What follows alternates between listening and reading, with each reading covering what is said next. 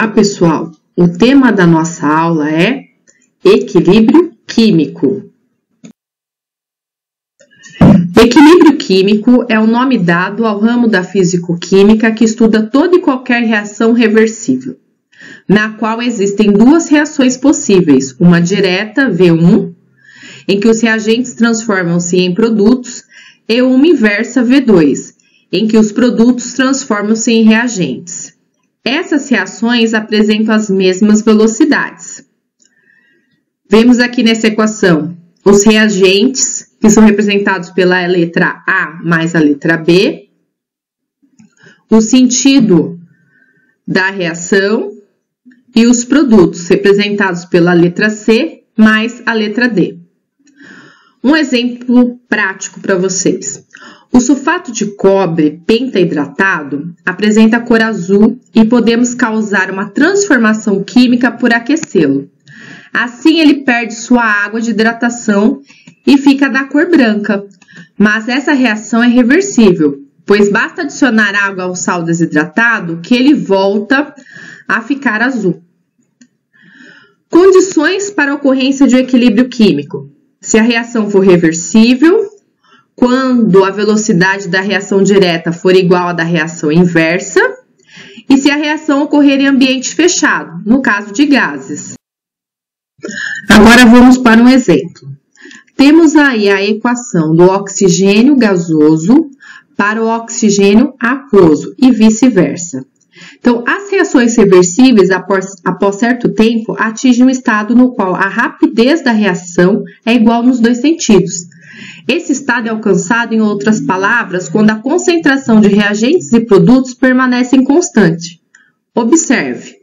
Nesse primeiro gráfico, a gente vê a reação direta, que é a reação do oxigênio gasoso para o oxigênio aquoso. E esse em rosa é a reação inversa, do oxigênio aquoso para o oxigênio gasoso. Você vai perceber que, num certo momento, vai estar em equilíbrio. Por que acontece esse equilíbrio? Porque, veja no gráfico ao lado, as concentrações do oxigênio gasoso e aquoso permanecem constantes no grande intervalo de tempo. Equilíbrios homogêneos e heterogêneos. O equilíbrio pode ser classificado como homogêneo, quando reagentes e produtos encontram-se na mesma fase, sólido, líquido ou gasoso. Um exemplo seria a reação entre duas moléculas de óxido nítrico mais duas moléculas de cloro na parte de reagente, que como produto teríamos duas moléculas de cloreto de nitrocila. Já como heterogêneos, nós temos espécies em fases diferentes. Reagentes e produtos no estado sólido e líquido não interferem no estado de equilíbrio quando suas quantidades variam. Assim, esses participantes não devem aparecer na expressão da constante de Kc. Um exemplo, o estanho sólido mais 2 hidrogênios aquosos no reagente dá como produto estanho aquoso mais hidrogênio gasoso. Lembrando que quando você tem duas setas, significa que essas reações, elas são tanto no sentido do produto quanto do reagente. Constantes de equilíbrio. Constantes de equilíbrio em termos de concentração mol por litro ou simplesmente Kc. É a relação estabelecida entre as concentrações molares de produtos e de reagentes presentes em uma reação, elevadas aos seus respectivos expoentes. Observe o seguinte equilíbrio. Temos A mais B no reagente, produto C mais D. Para montar o Kc, teremos na parte superior os produtos sendo multiplicados, dividido pelos reagentes multiplicados. Lembrando, somente fazem parte dessa expressão as concentrações em quantidade de matéria que podem sofrer variação, como em sistemas gasosos e em soluções líquidas, visto que as concentrações em quantidade de matéria de uma substância no estado sólido é constante. Seu valor já está incluso no próprio valor de Kc e, portanto, não é preciso escrevê-lo na expressão. Exemplo: o pentacloreto de fósforo é um reagente muito importante em química orgânica. Ele é preparado em fase gasosa pela reação tricloreto de fósforo mais cloro, que como produto final temos o pentacloreto de fósforo. Lembrando que esta equação está em equilíbrio homogêneo gasoso. Um frasco de 3 litros contém as seguintes quantidades de equilíbrio a 200 graus Celsius: 0,120 mol de pentacloreto, 0,600 mol de tricloreto de fósforo e 0,0120 mol de cloro. Calcule o valor da constante de equilíbrio em mol por litro a esta temperatura. Resolução: primeiro, determinar a concentração em mol por litro de cada um dos participantes pela divisão do número de mols pelo volume fornecido. Pentacloreto vai ser igual a 0,120 mols dividido por 3 litros. Temos 0,04 mol por litro. Já do tricloreto de fósforo, vamos ter 0,2 mols por litro e o cloro 0,004 mols por litro. Determinar o valor de Kc a partir das concentrações em mol por litro. Kc vai ser igual à concentração do pentacloreto, que vale 0,04 elevado à primeira, dividido pela concentração do tricloreto de fósforo, que vale 0,2 elevado à primeira, vezes o cloro, que é 0,004 elevado a 1. Resolvendo essa conta, temos que Kc vai ser igual a 50 mol por litro a menos 1. Constante de equilíbrio químico em termos de pressão. O Kp é aplicável a equilíbrios homogêneos gasosos ou equilíbrios heterogêneos, cuja constante de equilíbrio é função apenas dos componentes gasosos. Para o equilíbrio hipotético abaixo sobre volume, pressão e temperaturas constantes, temos A mais B nos reagentes, que teremos como produto C e D. Kp nada mais é do que, nesta parte de cima, nós vamos ter os produtos dividido pelos reagentes. Lembrando que estamos trabalhando com pressão. Relação entre Kp e Kc. Kp é igual a Kc vezes R vezes T elevado a ΔN. R é a constante universal dos gases.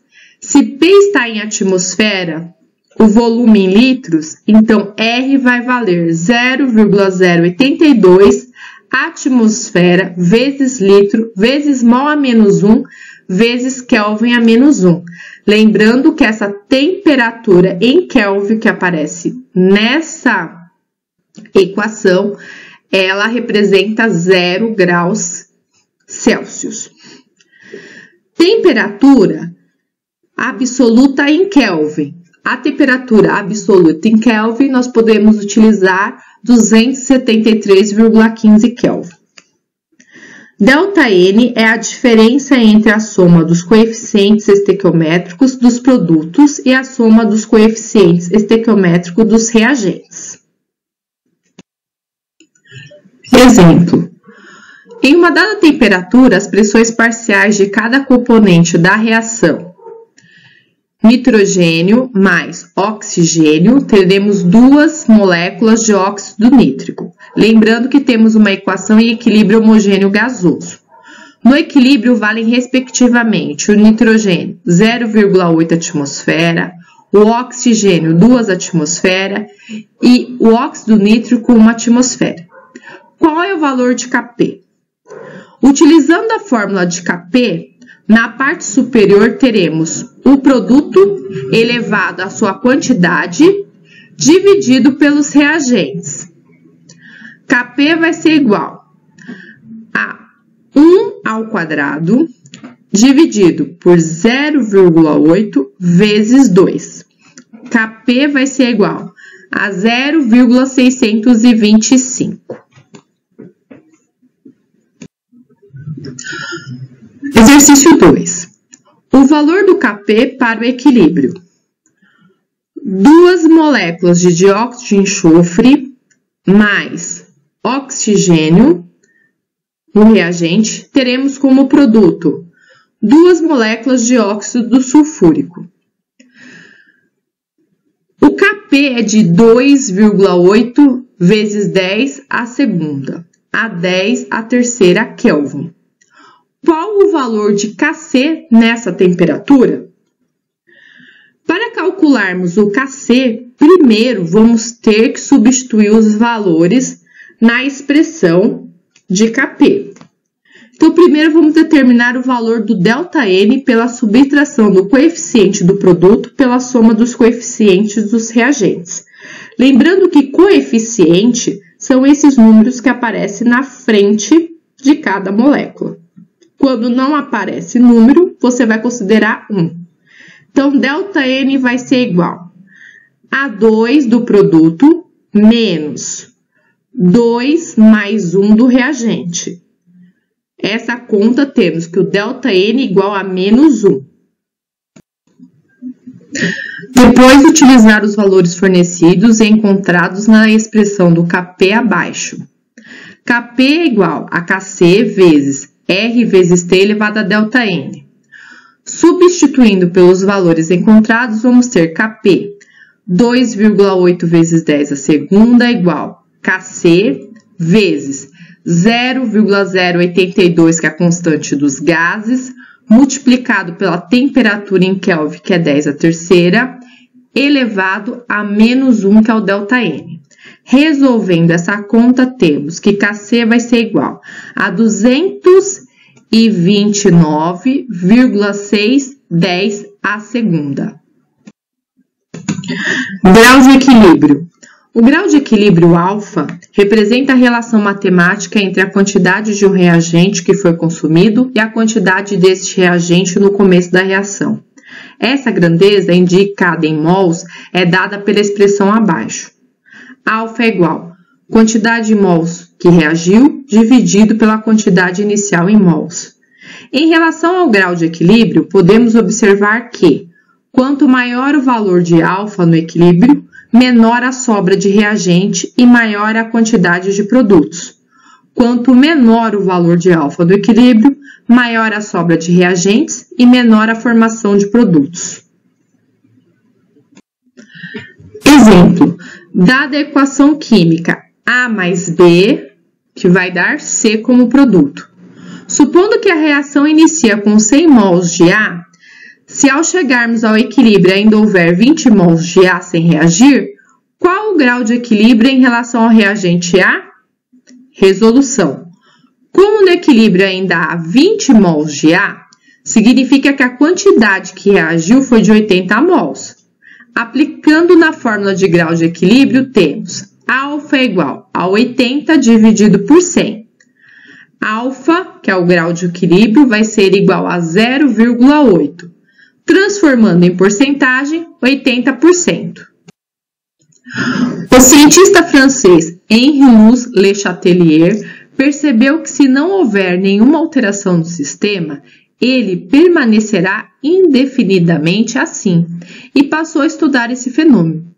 Ele dedicou-se ao estudo de possíveis maneiras de se conseguir deslocar o equilíbrio químico e descobriu aspectos importantes que são até hoje usados por indústrias, por exemplo, para aumentar a produção de determinados produtos com menor custo. Princípio de Le Chatelier. Quando ocorre perturbação externa em um sistema em equilíbrio, como a alteração da concentração de uma espécie, há o favorecimento de um dos sentidos do equilíbrio de modo a compensar a modificação imposta. Fatores que alteram o estado de equilíbrio. A concentração. Quando aumentamos a quantidade de uma substância, reagente ou produto, em uma reação, o equilíbrio se desloca para ser reestabelecido, transformando essa substância. Da mesma forma, se retirarmos uma substância da reação, diminuindo sua quantidade, o equilíbrio é reestabelecido, produzindo mais dessa substância. Temperatura. Quando se diminui a temperatura do sistema, desloca-se o equilíbrio liberando mais energia, ou seja, a reação exotérmica é favorecida. Da mesma forma, ao aumentar a temperatura, o equilíbrio é restabelecido absorvendo energia, favorecendo a reação endotérmica. Pressão. O aumento da pressão total faz com que o equilíbrio se desloque para o sentido do menor volume. Catalisador. Quando adicionamos um catalisador ao sistema, essa substância aumentará a velocidade das reações direta e inversa, diminuindo então o tempo necessário para que o equilíbrio químico seja atingido, mas não altera a concentração das substâncias. Exemplo: temos o seguinte sistema aquoso em que os íons abaixo estão em equilíbrio químico. Observe a equação. Os íons cromato e dicromato são fortes agentes oxidantes.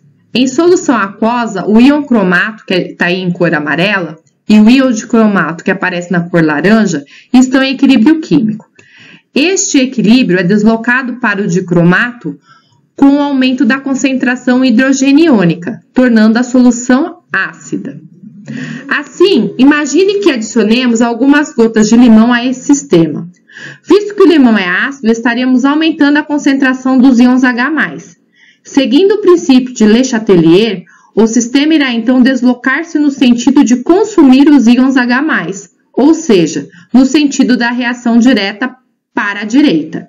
Isso provocaria mais produção dos íons de cromato e a solução passaria de amarela para o alaranjado. O contrário também é verdadeiro. Se adicionarmos alguma solução básica ao meio, os íons OH dessa solução irão reagir com os íons H+, e haveria o aumento da concentração da água no meio. Por isso, o equilíbrio se deslocaria no sentido de consumir a água, ou seja, para a esquerda, no sentido inverso, e o sistema líquido ficaria amarelo.